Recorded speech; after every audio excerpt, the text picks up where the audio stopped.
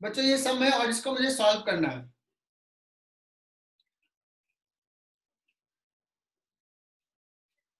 मुझे निकालना है कि find current through R, capital are.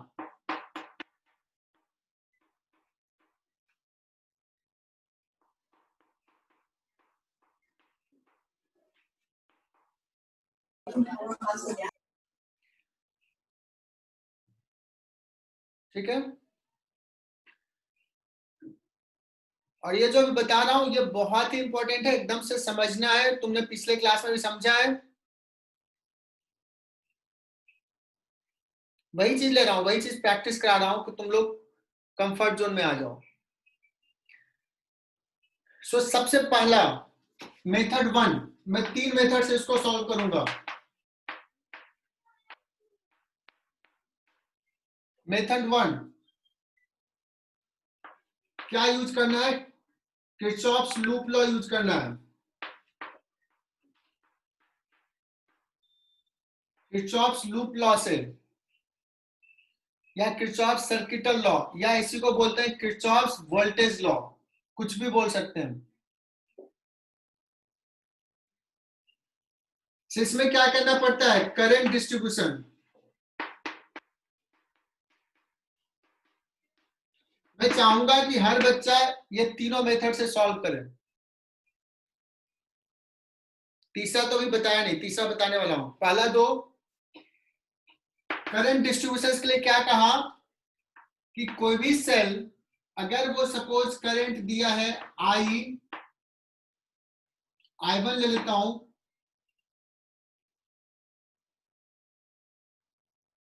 तो अगर ये I1 करंट दिया है तो इस पे भी I1 करंट इन करना चाहिए।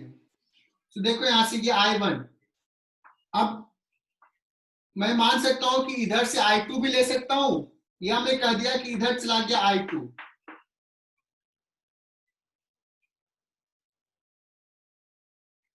या I2 इधर चला गया तो इसमें किधर कितना जाएगा, I1 माइनस I2। अब ये I2 गया है, देखो यहां से I2, यहां से I1 माइनस I2, तो इसमें I1 आ जाएगा। ये कंप्लीट हो गया, बहुत ही इजी है, टफ नहीं है ये।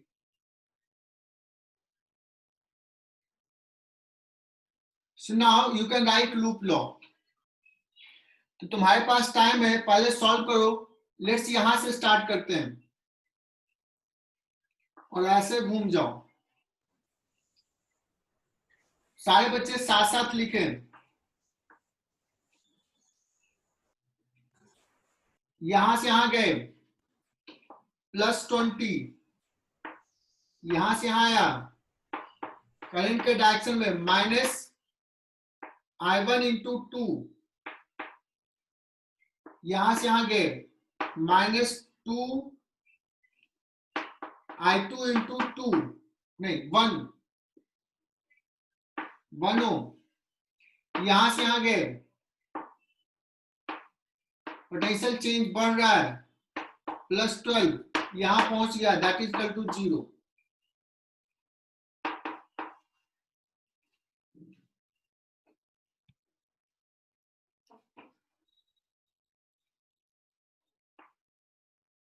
बच्चों ये एकदम कंफर्ट जोन आ जाना चाहिए, मैं बार बार बोल रहा हूं।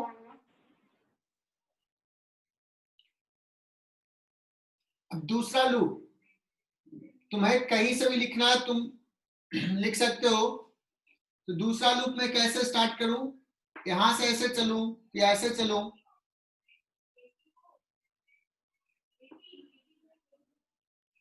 चलो यहां से मैं भी यहां से ऐसे चलता हूं, ऐसे।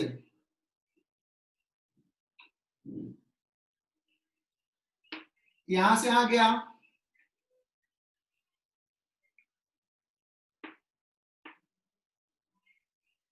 -12, करंट के अगेंस्ट जा रहे हैं, +I2 इंटू 1, करंट के डायरेक्शन जा रहे हैं -I1 माइनस I2, करंट के डायरेक्शन जा रहे हैं इतना into 1, that is equal to 0। इसको अरेंज कर लो। और सॉल्व करो, देखो कितना मैथमेटिक्स आता है तुम्हें। I1 I2 का निकल जाएगा, I1 माइनस I2 निकल जाएगा, इसमें करंट पूछा है निकाल लो, सारे में करंट निकल जाएंगे। अब सेकेंड मेथड बता रहा हूं,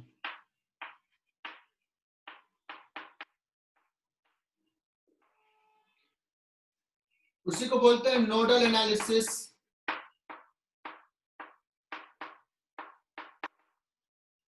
फिर से दोबारा बता रहा हूं और सारे बच्चे ध्यान से सुन लेना, या इसी को पॉइंट पोटेंशियल मेथड में बोलता हूं। हर पॉइंट का पोटेंशियल असाइन करना है।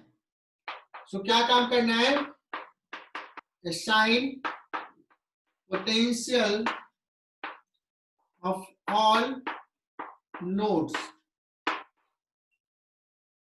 जो जंक्शन है उसका पोटेंशियल डिफाइन करना है। तो मैंने कहा था कंफर्टेबली किसी एक पॉइंट को जीरो पोटेंशियल ले लो, सो वो कन्वीनियंट होगा। You can take zero potential here और you can take zero potential here. So let's, यहां का पोटेंशियल जीरो ले लिया। If you take potential zero here, इस पॉइंट का पोटेंशियल क्या हो जाएगा, ये 20 वोल्ट ज्यादा है। अगर यहां का जीरो लिया तो मयूर महाजन बताना इस पॉइंट का पोटेंशियल क्या लूं।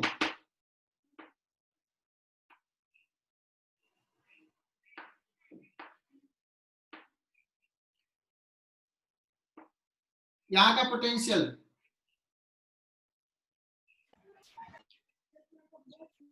-12, बहुत बढ़िया, श्रेयस ने बताया -12। अब देखो मैंने असाइन कर दिया, ये पॉइंट का पोटेंशियल नहीं पता है, लेट्स वी डैश, यही निकालना है। सो सेकंड मेथड में देखो कितने अननोन आए, सिर्फ एक, पिछले में 2 था।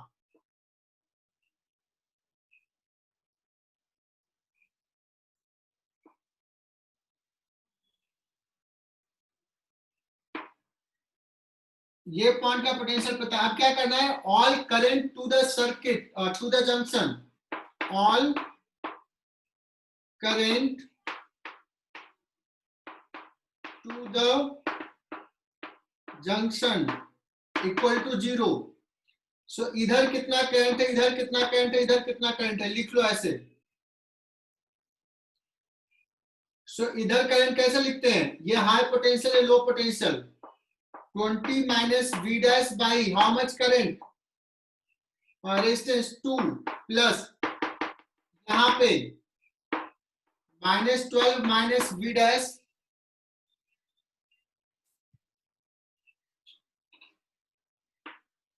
हाई पोटेंशियल माइनस इधर करंट लिख रहे हैं, this potential minus this potential 1 ohm, इसमें current 0 minus V dash 1 ohm, that is equal to 0। Solve this, V dash निकल जाएगा, जिसको निकल गया वो मैसेज करो।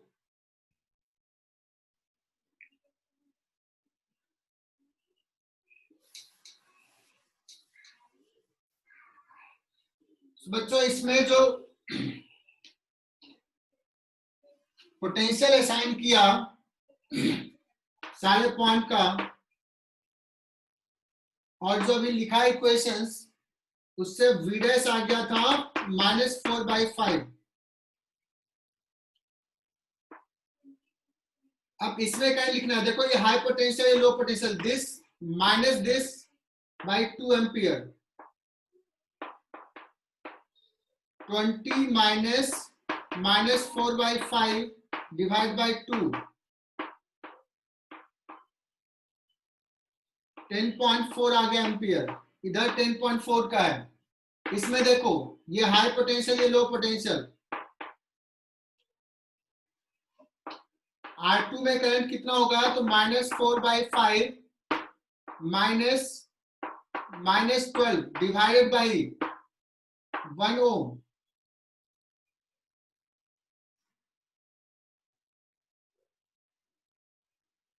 एंड तीसरा इसमें करंट, ये -4/5 है, ये 0। अभी मुझे पता है ये high potential, so current will be in this direction, capital R में, high potential minus low potential.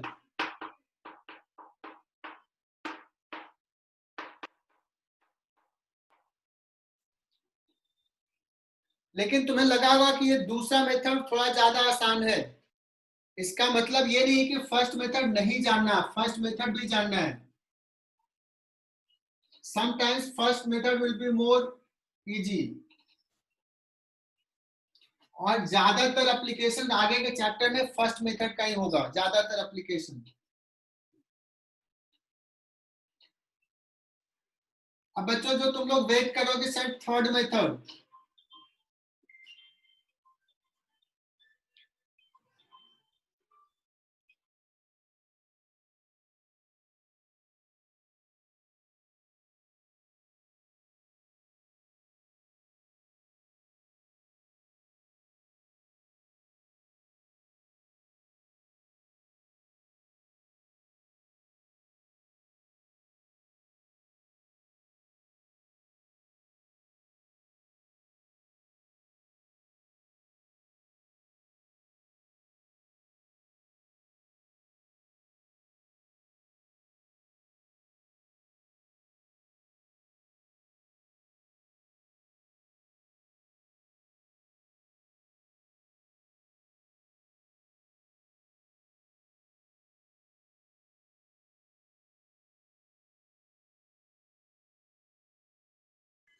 Sir mute है आपका आवाज।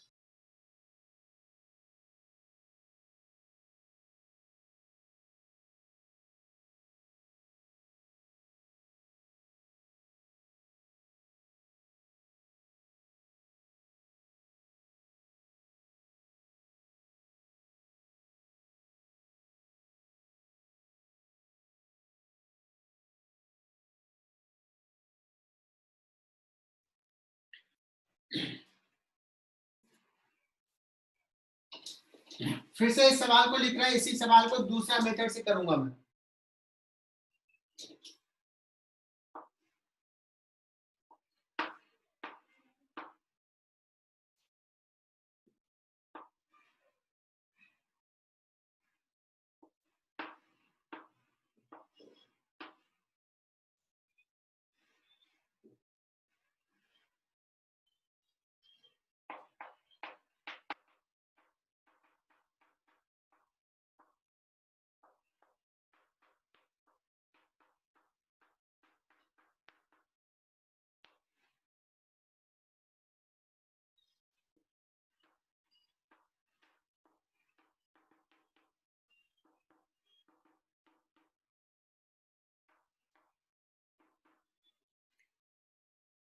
So second method,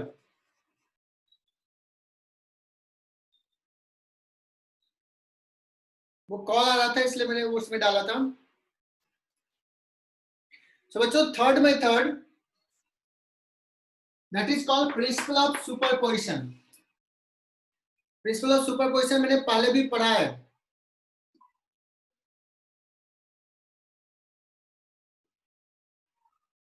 principal of superposition का स्टेटमेंट वेव एंड साउंड में तुम लोग पढ़े होगे, इलेक्ट्रोस्टैट्स में हमने पढ़ा है, यहां भी हम उस चीज को अप्लाई कर सकते हैं। तो अगर सर यहाँ पे क्या होगा, देखो बच्चों यहाँ पे दो सर्किट एलिमेंट है जो करंट प्रोड्यूस कर रहा है, जो करंट के लिए रेस्पॉन्सिबल है। अगर मैं कहूं कि सर्किट में ये नहीं होता, सिर्फ ये होता, तो सर्किट में कुछ करंट होता। अगर सर्किट में ये नहीं सिर्फ ये होता तो भी सर्किट में करंट होता। दो फैक्टर है।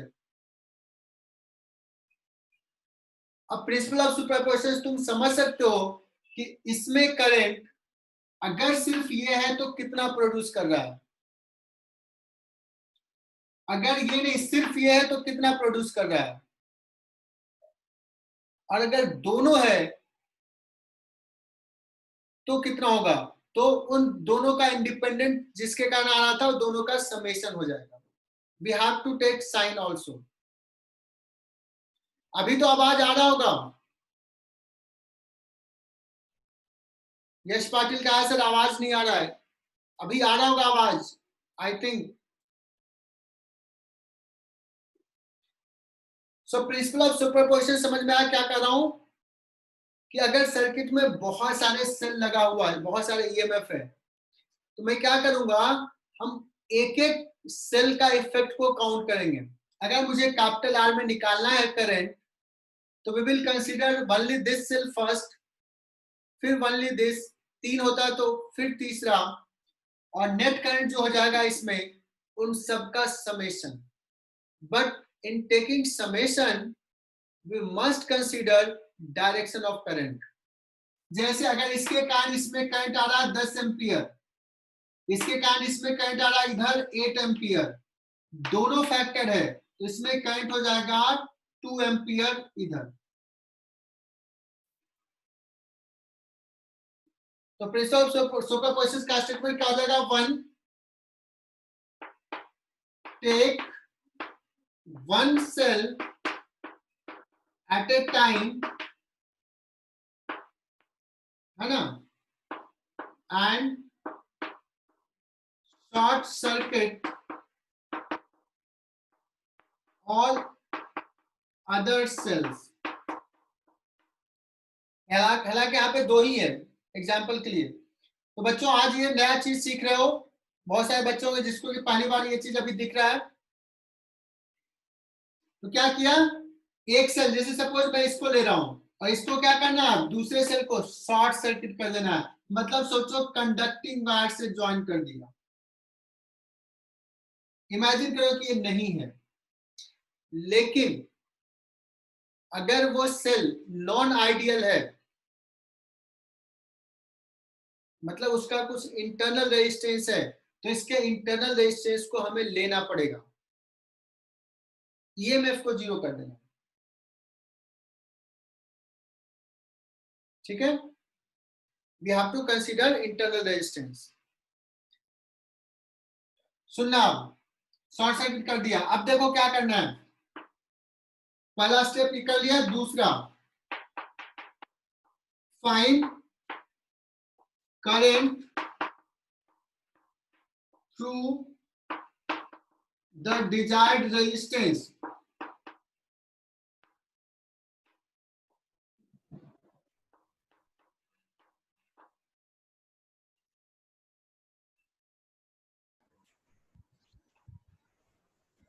डिजायर्ड का मतलब जिससे निकालने के लिए कहा है, जैसे मैंने कैपिटल आर से कहा है। तो बाकी बच्चे ध्यान से सुनना एकदम से। क्या करें, इसको शॉर्ट सर्किट कर दिया, अब इसको देखो, इसको अगर देखोगे तो ये दोनों कैसे कनेक्टेड है, अभी these two are connected in parallel।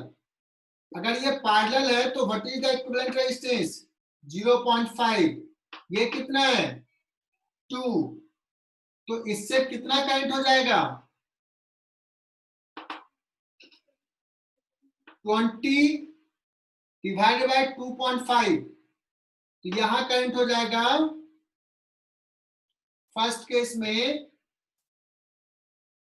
20 divide by 2.5, 8 ampere ना, 8 एम्पियर का करंट आया। अब बताओ अगर ये 8 एम्पियर का है, इधर 1 एम्पियर, इधर 1 एम्पियर, इसमें कितना जाएगा करंट 4 एम्पियर। अगर सिर्फ ये है, now repeat this to other cell. एक लिया,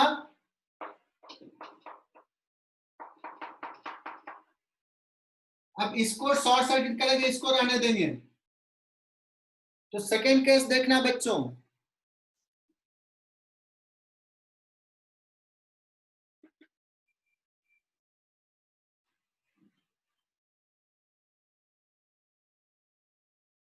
इन सेकेंड केस इसको शॉर्ट सर्किट कर दो, सिर्फ ये है, इसमें देखो कैसे जाएगा करंट, ऐसे जा रहा है, कुछ करंट इधर गया, कुछ करंट इधर गया, फिर ये दोनों इसमें वापस आएगा।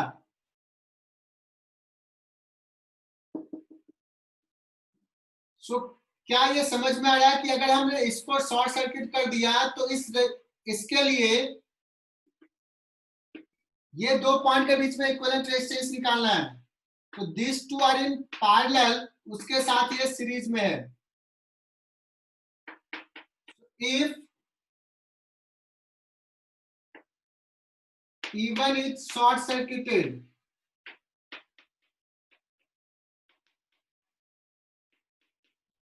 then for E2 R equivalent of the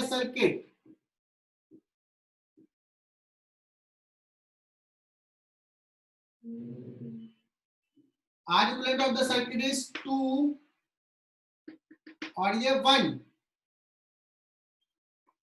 2 into 1 divided by 3 plus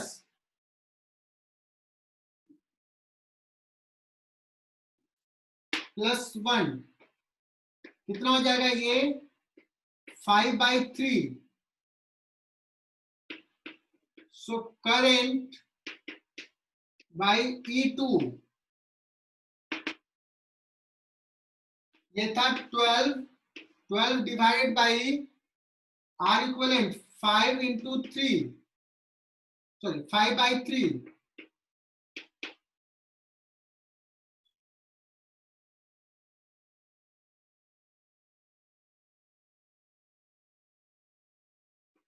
तो 36/5 इससे करंट आया।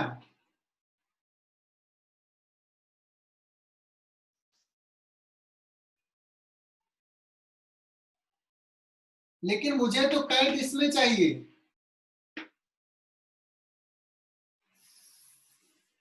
So current through capital R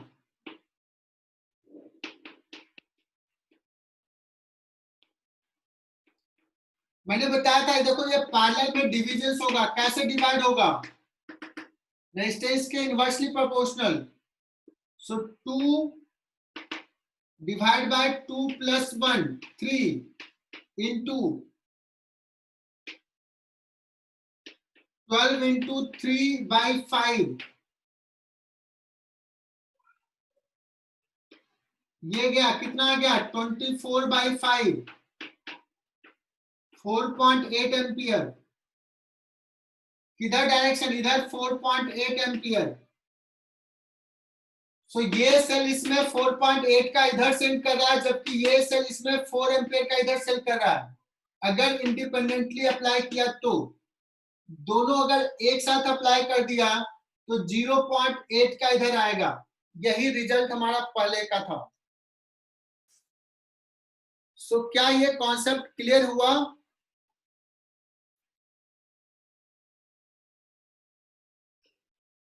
तो रिकॉर्डिंग करना भूल गया था बच्चों। हम यहाँ पे सवाल ले रहे हैं जब व्हीटस्टोन ब्रिज बैलेंस नहीं है तब का। तो एक बार और रिपीट कर रहा हूं मैं। सो इस केस में जब हमें निकालना होता आर इक्विवेलेंट, तो देयर आर मेनी मेथड, जिसमें से एक मेथड में अभी डिस्कस कर रहा हूं। Mentally connect A battery and do the charge current distribution. So let's current I goes from here, कुछ गया इसमें कुछ गया इसमें। जंक्शन लॉ यूज करना है, सिमेट्री यूज करना है। यहाँ पे सिमेट्री है 2 और 4 इधर है 2 और 4, जैसा 4 इधर है वैसा ही 4 इधर भी है। इसमें करंट I माइनस I1 आया है, तो इसमें करंट भी I माइनस I1 होगा। इसमें करंट I1 तो इसमें I1, सॉरी I2 लिख दिया था क्या, इसमें I1।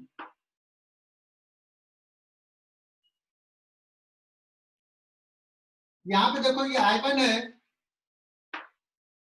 I माइनस I1 इधर गया तो इधर कितना जाएगा, तो मान लो I डैश गया तो मैंने लिख दिया incoming current I1 is equal to outgoing current, और I डैश आ गया इतना। करंट डिस्ट्रीब्यूशन कंप्लीट हो गया। यू कैन चेक, ये और ये मिल करके ये हो जाएगा, यू कैन चेक। और इधर I चला गया,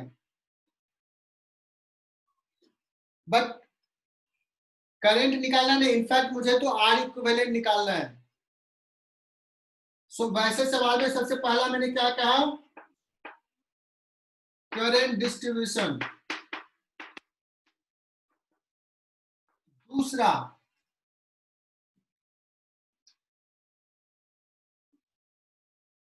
अब क्या करते हैं, जो बैटरी वाला है, बैटरी को लेते हुए एक लूप कंसीडर करो जो तुम्हें सबसे आसान दिखे। जैसे एक लूप जिसमें बैटरी इन्वॉल्व हो, किरचॉफ्स लूप लो लगाओ, apply Kirchhoff's law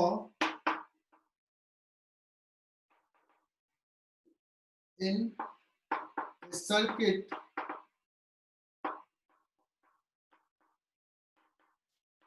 containing the battery या सेल। अब सुनना, देखना यहाँ पे इसका मेन कॉन्सेप्ट क्यों ऐसा ले रहे हैं। यहां से चलते हैं बच्चों, यहां से लिखा, क्या लिखूंगा, V, यहां आया प्लस आई, सॉरी प्लस नहीं, करंट के डायरेक्शन जा रहे हैं, माइनस आई वन इंटू 4, यहां चले गए minus I one into 2 that is equal to 0। So V equal to क्या आ जाएगा, 4i, इसको इधर ले गए और ये प्लस 4i1, ये -2i1 उधर लेके जाएंगे तो -2i1 हो जाएगा।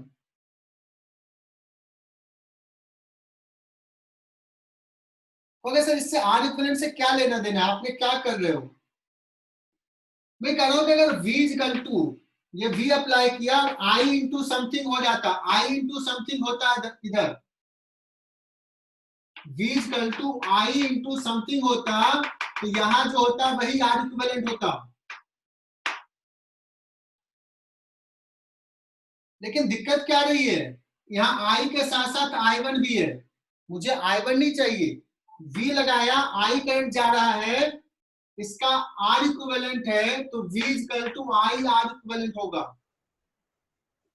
सो हमने ये लिख लिया, मेरा टारगेट है कि ये I1 को I के टर्म में लिखना। अगर हमने ये कर दिया तो इस फॉर्मेट में आ जाएगा और यहां पे जो होगा that will be R equivalent. मैं इतना बोला, ये बहुत बड़ा नहीं है, यहाँ पे हमारा गाड़ी रुक गया है, फंस गया है, तो उसको निकालना है। कोई सजेशंस देगा कि how to write I1 in terms of I, क्या करें। You can write Kirchhoff's loop law in any one loop, either this or this or this bigger one. किसी एक में लिख लो, either this or the bigger one. You can choose any one.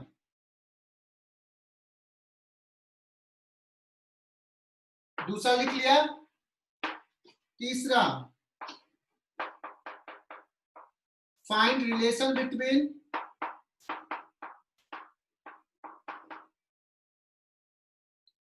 या replace I1, ऐसे लिख लेता हूं, replace I1, in fact circuit में I2 भी होता है, अगर और कॉम्प्लिकेटेड होता है, I1 I2 etc in terms of I, for that write Kirchhoff's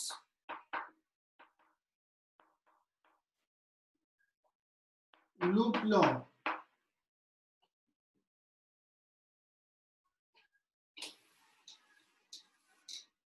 जैसे मैं यहां से घूम रहा हूं बच्चों, यहां से 2i1, यहां से यहां गए,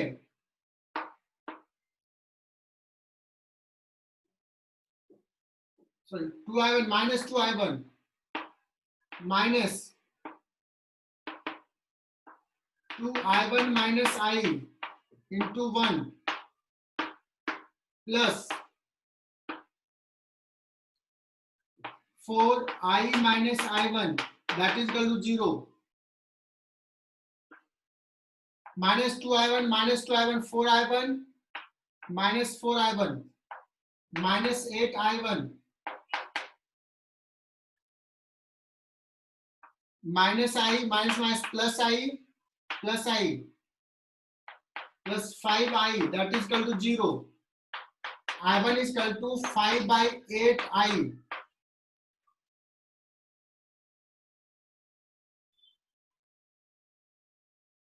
I1 is equal to 5/8i. Put I1 here. V equal to 4i minus 2, 5/8i, 5/4. 4 लिया 16 minus 5, 11i/4. V is equal to 11i/4. Calculations देख लो. That means R equivalent is how much? 11/4.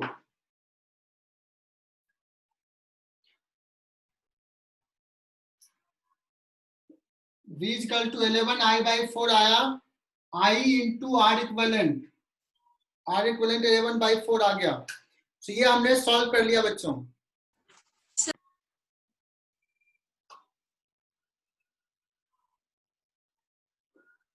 पिछला सवाल ऐसा ही सवाल करंट डिस्ट्रीब्यूशन से बताया, तो मैं इसको ना नोडल पॉइंट मेथड से बताता हूं. ये सारे टफ सवाल हैं. जेईई एडवांस का मल्टीपल आंसर करेक्ट में पूछ सकता है. इससे करंट क्या होगा, इससे करंट क्या होगा, इससे करंट क्या होगा, आर इक्विवेलेंट क्या होगा. ठीक है, तो अभी जो पढ़ रहे हो वो करंट इलेक्ट्रिसिटी का टफर पॉइंट पढ़ रहे हो.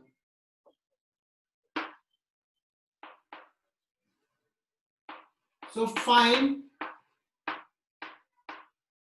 current through each resistor.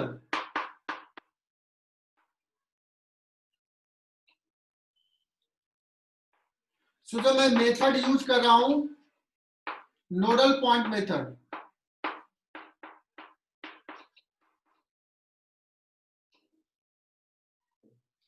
So मैं यहां पे कहूंगा इस पॉइंट का पोटेंशियल 0 ले लिया, यहां पे 24 वोल्ट ले लिया.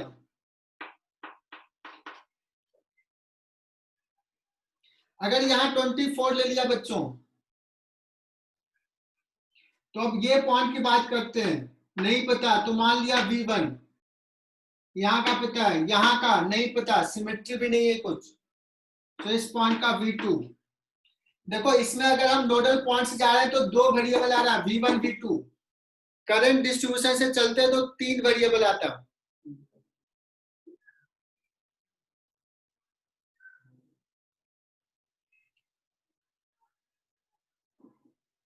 ओके,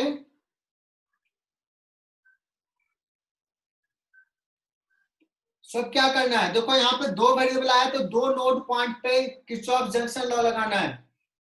जितने नोडल पॉइंट में वेरिएबल आएगा उतने नोड्स पे किरचॉफ जंक्शन लॉ लगाना है. जैसे अब इस पॉइंट पे फर्स्ट जंक्शन, ये जो चैप्टर, ये जो कॉन्सेप्ट है बच्चे इसमें एंजॉय करते हैं. जिसको फिजिक्स में मजा आता है लगता है हाँ याद कर रहे हैं, इक्वेशंस लिख रहे हैं. And you should start enjoying this. इसको हिम्मत करो कि बहुत बड़ा है, बहुत लंबा है. तुम लोगों का जनरल टेंडेंसी यही होता है, जैसे ही थोड़ा बड़ा होता है फ्लैट हो जाते हो. मैं जब पढ़ता था जितना टफ होता था उतना ज्यादा एंजॉय करता था, मजा आता था, हाँ यार करना है. यहाँ पे उल्टा होता है बच्चों का. इजी है तो खूब मजा आ रहा है. मुझे इजी रहता था तो एकदम मजा नहीं आता था.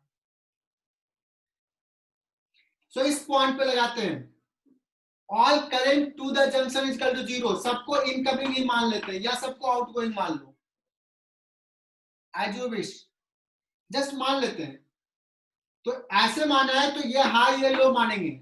इधर current 24 minus V1 by how much 4. First junction के लिए, इसके लिए 0 माइनस V1 डिवाइड बाय 4 इसके लिए ये V2 है, इधर माना है V2 minus V1 by 2, that is equal to 0. You will get relation between V1 and V2. This is equation 1. Same thing you will apply here. For second junction,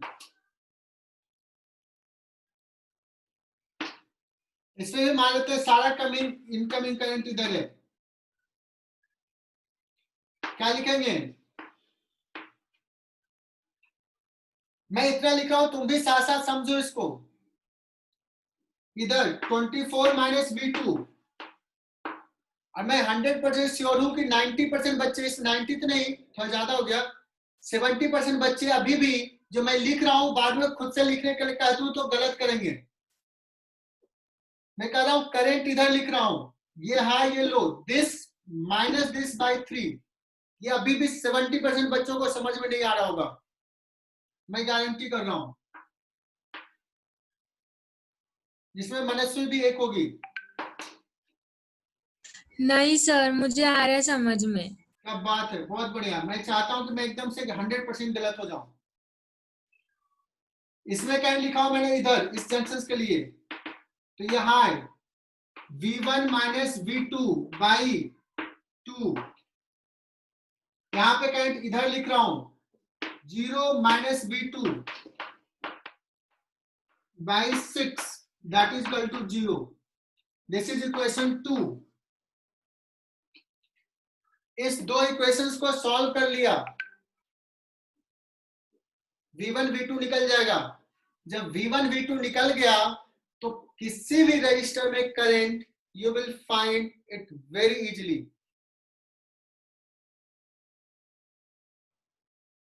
सो आज ये समझ में आ गया, मतलब तुमने कुछ सीख के गए।